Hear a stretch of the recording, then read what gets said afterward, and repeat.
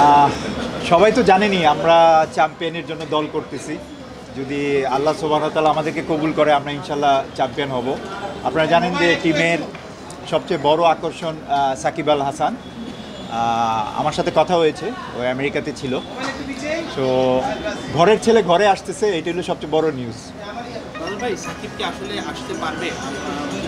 শোনেন, আমি একটা কথা স্পষ্ট বলতে চাই যে আমরা রাজনীতিবিদ সাকিবকে নেই, আমরা খেলোয়াড় সাকিবকে নিয়েছি এবং সাকিব একটা দেশের সম্পদ। আমরা চাই না সাকিব অচিরেই ঝরে যাক। এবং আপনারা জানেন যে সাকিবের অলমোস্ট কেরিয়ার শুরু থেকে আমার সাথে ছিল এবং এখনও ও আশা প্রকাশ করছেন আমার সাথেই থাকবেন। এবং আমি চাই যে আমরা ক্রিকেটকে নতুনভাবে সাজাতে, এবং আপনারা জানেন যে আমাদের ভবিষ্যতের কর্ণধার, দেশের কর্ণধাররা বলেছে জাতীয় ঐক্যের ডাক দিয়েছে।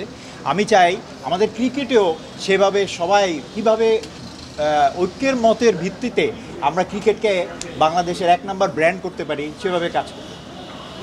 সাকিব আল হাসানের ব্যাপারে যে আপনি ধরে নিয়েছেন, প্লেয়ার সাকিবই কিন্তু ন্যাশনাল টিমের হয়ে টেস্টে খেলে রিটায়ার করার একটা প্ল্যান ছিল এবং সেভাবেই সব কিছু আগাচ্ছিল, কিন্তু সার্টেন কিছু ইস্যুর কারণে ওই ঘটনাটা শেষ পর্যন্ত হয়নি। সাকিবকে যে আপনি প্রিমিয়ার লিগে দলে নিয়েছেন বা তাকে যে খেলানোর প্ল্যান করেছেন, এটা কি সরকারের কোনো পক্ষের সঙ্গে কি আপনি কোনো কথা বলেছেন? আমি তো সরকারের লোকও না, আমি কারোর সাথে কথাও বলিনি। তবে যতটুকু আমরা বুঝতে পেরেছি বা আমি বুঝতে পেরেছি, আপনারা দেখেছেন যে সাকিবকে, আমি মনে করি আমি যদি ক্ষমতায় থাকতাম তাহলে সাকিবকে খেলানো হতো। বিকজ সাকিবের অবদানেই কিন্তু আমরা চ্যাম্পিয়ন্স ট্রফি খেলতেছি। এই প্লেয়ারটাকে বাদ দিয়ে চ্যাম্পিয়ন্স ট্রফিটা খেলাটাও আমাদের অনুচিত, আমি মনে করি। এটা আমার ব্যক্তিগত মত। এবং আমি মনে করি যে সাকিব একটা আমাদের দেশের বড় সম্পদ, আমি আগেও বলেছি, এবং তাকে আমাদেরকে কাজে লাগাতে হবে। আপনারা যদি দেখেন পৃথিবীতে এটা সেকেন্ড রেফারেন্স হবে না যে কোনোভাবেই সে 12 বছর 3টা ফরম্যাটে নাম্বার 1 অলরাউন্ডার ছিল।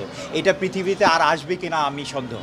এবং ওকে আমাদেরকে অনেকভাবে, আপনারা দেখেছেন বিভিন্ন দেশে লিজেন্ডদেরকে পালে, তাদেরকে নার্সিং করে। যেমন মনে করেন টেন্ডুলকারকে বলা হয়েছিল যে ও কখন রিটায়ার্ড করবে, আর আমরা আমাদের পক্ষ থেকে আমরা ফোর্স করি প্লেয়ারকে রিটায়ারমেন্টের জন্য। এটা এইসব প্র্যাকটিস বাদ দেওয়া উচিত আমাদের ক্রিকেট থেকে। সাকিবের ক্ষেত্রে বিপিএল শেষ পর্যন্ত লিজেন্ডস অফ রূপগঞ্জের জার্সিতে সাকিব নামতে পারবে? আমার সাথে যেটা কথা হলো, সে এখনই আমার মনে হয় 3rd টেস্ট দিতে যাচ্ছে, ইংল্যান্ডে আসতেছে রোজার মধ্যে।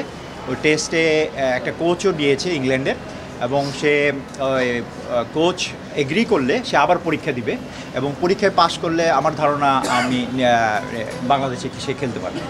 তবে আপনারা তো সাকিবকে পাওয়ার ব্যাপারে শতভাগ আশাবাদী। অবশ্যই, তাই সেজন্যই তো নেওয়া, নাহলে তাহলে আমরা নিব কেন যদি নাই খেলতে পারি।